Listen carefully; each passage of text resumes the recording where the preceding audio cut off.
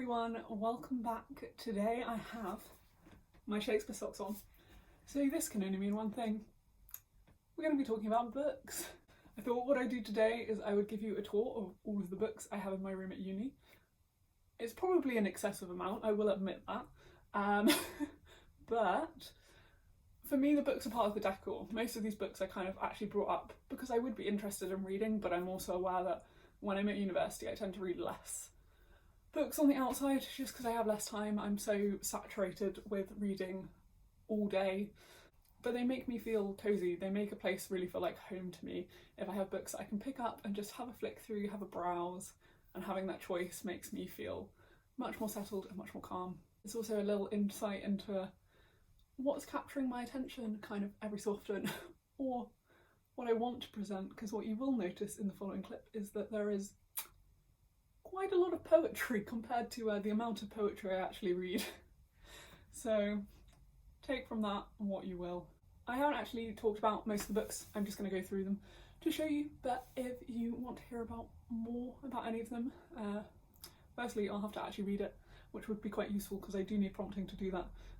But secondly, I'm always more than happy to chat about them more again soon. So here on my bedstand? Bedside table? I don't know what to call it because it's not by my bed, but it has my bed stuff on. It's disgustingly dirty, so you can just ignore that, but I'm fighting a losing battle.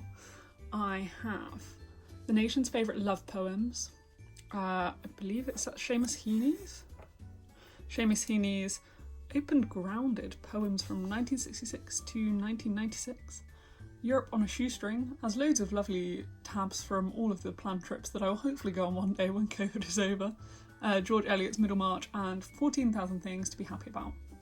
The only two I've actually read are Europe on a Shoestring and 14,000 Things to Be Happy About, which I sort of flick through. It's not really a read the whole thing book. Next, we are on my desk, and on my desk I have a lot of books. This is this little set of them. Kind of a green theme, mostly hidden by my plants, so I'll have to adjust them. I've got a French dictionary, I could just Google it, but somehow having a dictionary makes me feel more official.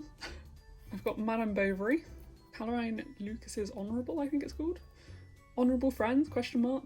Which I borrowed from someone which I want to read because Caroline Lucas is the Green Party MP near me at home, and I'd just be interested to hear what she has to say. I've got Julian Green's Paris, which I actually took when I went to Paris and started reading it, and I haven't quite got to the end because it's like dual language, so it has half of it in English, half of it in French, and I'm trying to read the French bit and get better. Independent People by Halldór Laxness, which is an Icelandic novel that I haven't read, I just picked it up somewhere. I've got French verbs because they're very necessary. I've got the Transvestite Memoirs, which is by the Abbé de Choisy, translated, which I believe is kind of like the memoirs of someone from quite a while ago. Just kind of out of interest, really. Also, it'll be interesting to see how it's been translated and what sort of language they use. Then I've got Real Facts of Life, Feminism and the Politics of Sexuality from 1850 to 1840 by Margaret Jackson. Is this it? I'd actually forgotten I had this, and maybe I should flick through that because that might be useful in my life.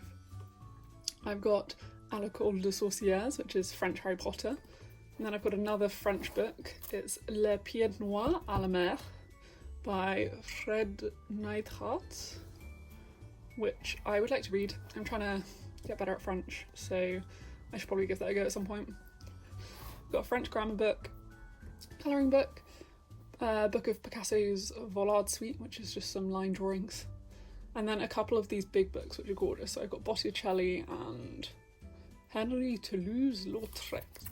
But basically I think these would be amazing for decorating. They are huge, so they've just got really gorgeous, huge, really good quality prints of the work.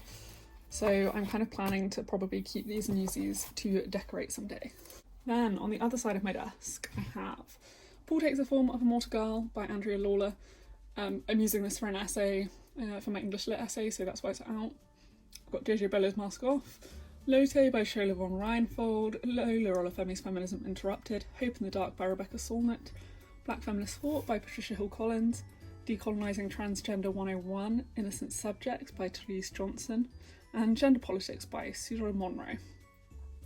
As you know, quite a lot of these are quite new and they're clearly gender studies themed, so they keep them right by my desk in case I need to pick them up and look at them for an essay. What I'm currently reading at the moment, which is Untamed, Stop Pleasing, Start Living by Glennon Doyle, which was a birthday present and is good so far. It's like kind of shouty in your face, live your best life type thing, which, you know, is sometimes quite necessary, so enjoying it. And hopefully we can go up here.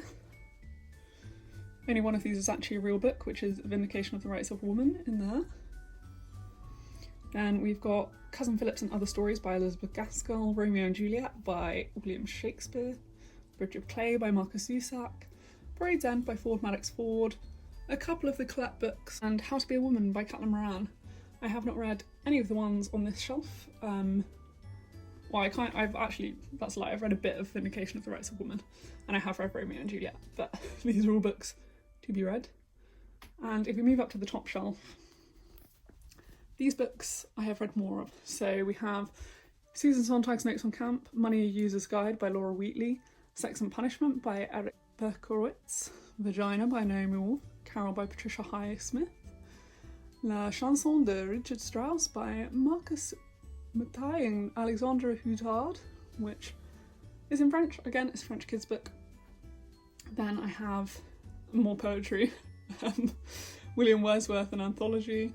No One is Too Small to Make a Difference by Greta Thunberg. John Wyndham, Day of the Triffids. Elizabeth Vernon, Time in Rome. Jazz by Toni Morrison. Read Me Too, a poem for every day of the year.